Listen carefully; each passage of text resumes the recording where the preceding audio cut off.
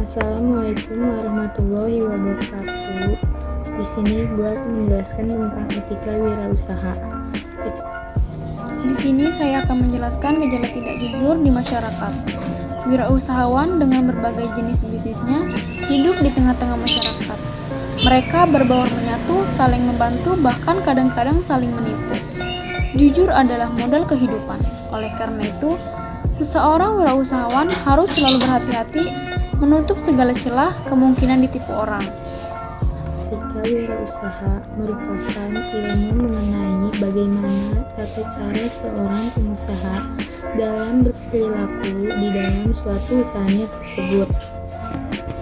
Banyak seorang wirausaha mengabaikan betapa pentingnya etika di dalam mendirikan suatu bisnis, karena mereka berpikir dengan kemampuan yang mereka miliki serta modal yang sangat besar, suatu usaha dengan mudahnya didirikan.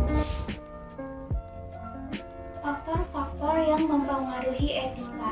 1. Etika dan perilaku etis. Etika dalam bahasa Latin adalah etika, yang berarti falsafah moral. Dari asal-usul kata, etika berasal dari bahasa Yunani, yaitu ethos yang berarti adat istiadat atau kebiasaan yang baik. Keempat, ada keuntungan menjaga etika. Ada salah satu kaprah di dalam bisnis di masyarakat, yaitu jika jujur berbisnis, maka bisnisnya tidak akan maju. Zimmer menyatakan, one of the most common misconception about business is the contradiction between ethics and profit. Ada 3 tingkat standar etika. Yang pertama, the law. Yang kedua, the policies and procedure of an organizer. Yang ketiga, the moral sentence of the individual. Konsumerisme. Istilah konsumerisme tidak sama dengan konsumtivisme ataupun hedonisme. Konsumtivisme adalah menghamburkan uang, membeli segala macam barang, atau hasrat konsumsi yang terlalu tinggi. Sedangkan hedonisme ialah membeli barang-barang mewah. Konsumerisme ialah gerakan sosial oleh berbagai pihak untuk meningkatkan posisi konsumen dalam berinteraksi dengan penjual, baik sebelum, saat, dan setelah konsumsi dilakukan. Di sini saya akan menjelaskan masalah polusi. Dalam rangka menjaga kelestarian lingkungan, para konsumen melancarkan green consumerism pada Hari Bumi yang ke-22 pada tahun 1990 dan dilancarkan dengan green marketing sebagai respon terhadap green konsumen.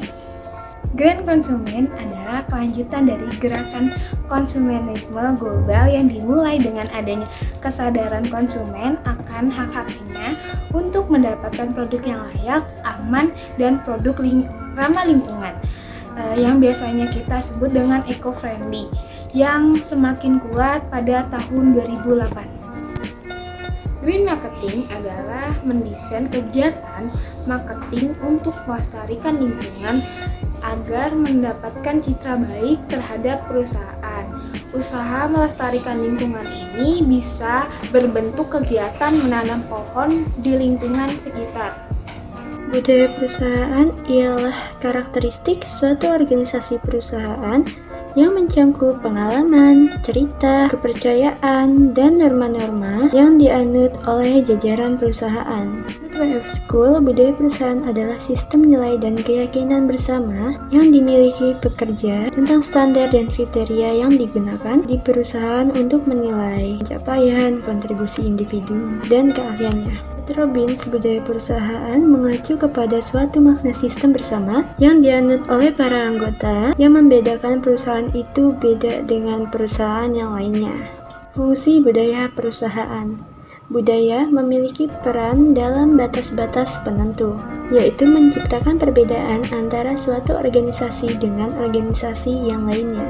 Budaya perusahaan berfungsi untuk menyampaikan rasa identitas kepada anggota-anggota organisasi. Budaya mempermudah penerusan komitmen hingga mencapai batasan yang lebih luas, melebihi batasan ketertarikan individu. Budaya mendorong stabilitas sistem sosial. Budaya merupakan suatu ikatan sosial yang membantu mengikat kebersamaan organisasi dengan menyediakan standar-standar yang sesuai mengenai apa yang harus dikatakan dan dilakukan oleh karyawan. Budaya bertugas sebagai pembentuk perilaku dan sikap karyawan. Sekian penjelasan dari kelompok kami. Atas segala kekurangannya, kami mohon maaf.